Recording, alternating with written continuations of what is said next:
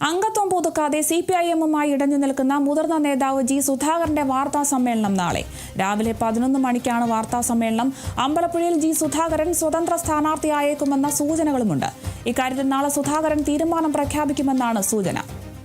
വിവരങ്ങളുമായി ആന്റണി ജിസ്റ്റോർ ചേരുന്നുണ്ട്. ആന്റണി, അംഗത്വം പുതുക്കാതെയാണ് ഇപ്പോൾ CPIM-മായി ഇടഞ്ഞു നിൽക്കുന്ന മുതിർന്ന നേതാവായി ജി സുധാകരൻ നിൽക്കുന്നത്. ഇപ്പോൾ വാർത്താ സമ്മേളനം നാളെ ഉണ്ടാകുമെന്നാണ് വിവരം. കൂടുതൽ വിവരങ്ങൾ എങ്ങനെയാണ്? തീർച്ചയായും ഈ സംഭവം, അതായത് അംഗത്വം പുതുക്കുന്നതുമായി ബന്ധപ്പെട്ടുള്ള കാര്യങ്ങൾ വന്നതിന് പിന്നാലെ തന്നെ ചില കാര്യങ്ങളൊക്കെ തനിക്ക് പറയാനുണ്ടെന്ന് ജി സുധാകരൻ പറഞ്ഞിരുന്നു. പക്ഷേ ഇതുവരെയും ഒരു പ്രതികരണം നടത്തിയിരുന്നില്ല. ഏതായാലും ഇന്നലെ ഒരു മീഡിയ ഗ്രൂപ്പൊക്കെ ഔദ്യോഗികമായി ജി സുധാകരൻ തുടങ്ങുകയും ചെയ്തിട്ടുണ്ട്. അതിൽ മാധ്യമപ്രവർത്തകരെയൊക്കെ ഉൾപ്പെടുത്തുകയും ചെയ്തിട്ടുണ്ട്. ഏതായാലും ഉടൻ തന്നെ ഒരു വാർത്താ സമ്മേളനവും വിളിക്കുമെന്നുള്ള ഒരു വിവരങ്ങളും ഉണ്ടായി. ഏതായാലും ഇപ്പോൾ സുധാകരൻ തന്നെ ഔദ്യോഗികമായി വാർത്താ സമ്മേളനം വിളിച്ചിരിക്കുകയാണ്. നാളെ രാവിലെ 11 മണിക്കാണ് വാർത്താ സമ്മേളനം വിളിച്ചിരിക്കുന്നത്.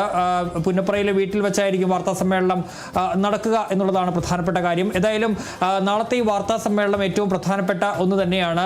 നിരവധി കാര്യങ്ങളെന്ന് ഫേസ്ബുക്കിൽ ജി സുധാകരൻ കുറിച്ചിരുന്നു. പ്രത്യേകിച്ച് പാർട്ടിയിൽ നിന്ന് നേരിട്ട അവഗണന, സംസ്ഥാന സെക്രട്ടറി തന്നെക്കുറിച്ച് ചോദിച്ചപ്പോൾ പരിഹസിച്ചതടക്കം അന്ന് രൂക്ഷമായ വിമർശനം ഉന്നയിച്ചുകൊണ്ടാണ് അംഗത്വം ഇനി പുതുക്കുന്നില്ല എന്ന് ജി സുധാകരൻ വ്യക്തമാക്കിയത്.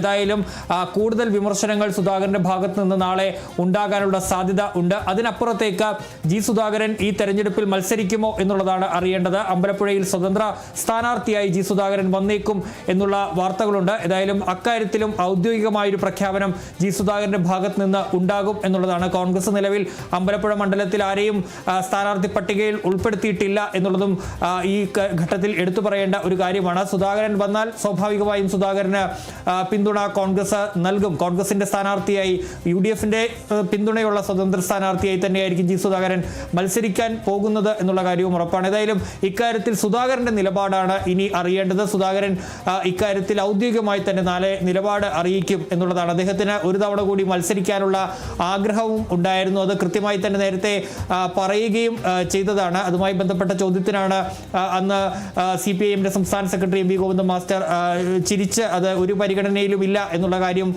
പറയുകയുമൊക്കെ ചെയ്യുന്നത്. അതിന് പിന്നാലെയാണ് അംഗത്വം പുതുക്കാനുള്ള ആ ഒരു തീരുമാനം വേണ്ട എന്ന് വെക്കുന്നതും പാർട്ടിയിൽ നിന്ന് അകലം പാലിക്കുന്നതും സംസ്ഥാന സെക്രട്ടറി അടക്കം നേരിട്ട് ജി സുധാകരനെ വിളിച്ച് അനുനയിപ്പിക്കാൻ ശ്രമം നടത്തി. അതുപോലെ തന്നെ വിവിധ നേതാക്കൾ നേരിട്ട് വീട്ടിലേക്ക് എത്തി ജി സുധാകരനുമായി സംസാരിച്ചു. പക്ഷേ ആർക്കു മുന്നിലും വഴങ്ങാൻ ജി സുധാകരൻ തയ്യാറായിട്ടില്ല. ഏതായാലും നാളെ പ്രധാനപ്പെട്ട ഒരു ദിനം തന്നെയാണ്. ജി സുധാകരന്റെ വാർത്താ സമ്മേളനം നാളെ നടക്കും. നാളെ 11 മണിക്കാണ് ജി സുധാകരന്റെ വാർത്താ സമ്മേളനം നടക്കുക. ഈ ഘട്ടത്തിൽ സുധാകരനിൽ നിന്ന് പ്രതീക്ഷിക്കുന്ന ഏറ്റവും വലിയ പ്രഖ്യാപനം എന്ന് പറയുന്നത് സ്വതന്ത്ര സ്ഥാനാർത്ഥിയായി മത്സരിക്കുമോ അമ്പലപ്പുഴയിൽ എന്നതാണ്.